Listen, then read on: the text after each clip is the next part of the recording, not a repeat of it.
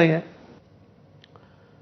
पुण्यातील मुंढवा जमीन घोटाळ्या प्रकरणी पार्थ पवारांना मोठा दिलासा मिळाल्याचं कळतंय। घोटाळ्याची चौकशी करणाऱ्या समितीकडून पार्थ पवार यांना क्लीन चिट मिळाल्याची माहिती आहे। जमीन व्यवहाराच्या वेळी पार्थ पवारांची स्वाक्षरी नसल्यानं जमीन खरेदीशी त्यांचा थेट संबंध नाही असा निष्कर्ष विकास खारगे समितीने काढलाय।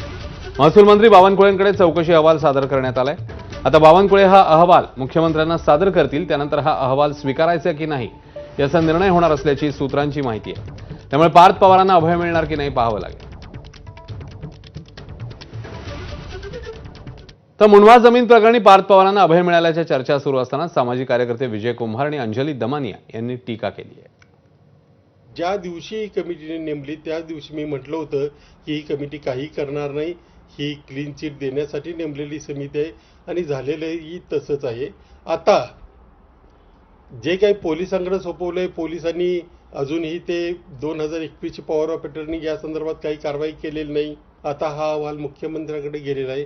लवकरच आता मुख्यमंत्री याच्यावर काय डिसिजन घेतात, अर्थात फारसं काही याच्यातून निष्पन्न होईल असं वाटतही नाही।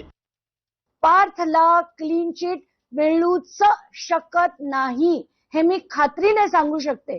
त्याच्यात खारगे समिती अमुक न तमुक मार्ग काढेल विलंब करायचा, पण पार्थला कोणाचेही काका क्लीन चिट देऊ शकत नाहीत। त्या राष्ट्रवादीच्या त्या गटाला, अजित पवार गटाला बहुतेक पार्थ पवारना राज्यसभेत पाठवण्याची घाई झाली असेल म्हणून हे परत परत केलं जातंय, पण यात जरा काडी मात्रही तथ्य नाही।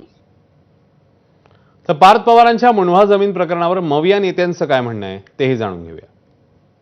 पार्थला मी फोन केला होता सकाळी आणि मी असं म्हणले होते, तो मला म्हणला आत्या मी काही चुकीचं केलं नाही, मी तुम्हाला नंतर समजून सांगतो काय झालं।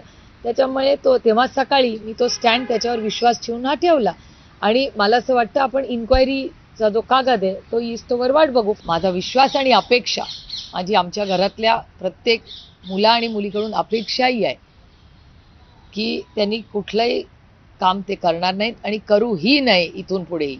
एवढी एक आत्या म्हणून, एक आई म्हणून, एक मावशी म्हणून आमच्या घरातल्या सगळ्याच मुलांकडून माझी ती अपेक्षा आहे। समोर आलेला नाही या जरतरच्या बातम्या आणि सूत्रांच्या बातम्या,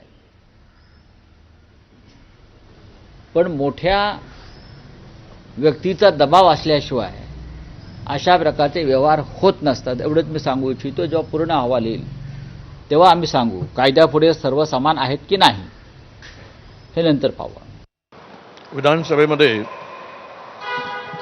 हा प्रश्न उपस्थित होणार आहे, त्यावेळेस या प्रश्नाला घेऊन सरकारला जाब विचारू कसं क्लीन चिट दिलं आहे आणि एवढ्या मोठ्या व्यवहारामध्ये सामान्य व्यक्ती हा व्यवहार करू शकत नाही। त्याला मोठमोठ्यांचा जबरदस्त होता, आशीर्वाद होता, त्यामुळे घडलेला प्रकार आहे।